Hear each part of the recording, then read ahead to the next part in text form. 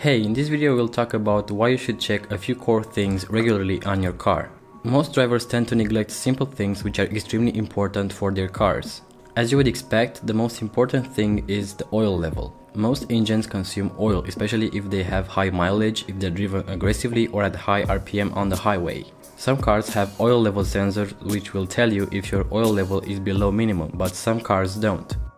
Only a week ago, a lady came in our car workshop to tell us that her engine sounds more metallic, that the coolant overheats fast and it's not working properly. It was a Ford Focus from 2001 with a 1.6 gasoline engine, and guess what? No oil sensor. When I checked the level with the dipstick, it was completely dry.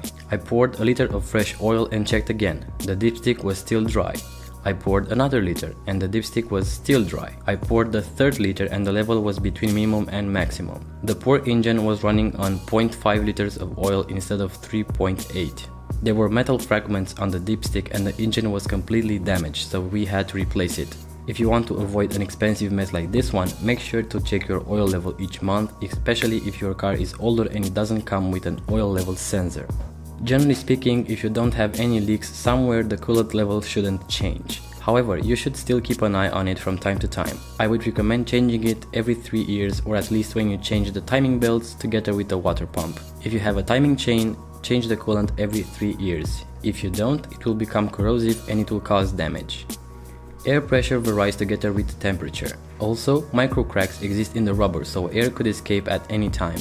Make sure to check your tire pressure at least once every 2 months or even sooner.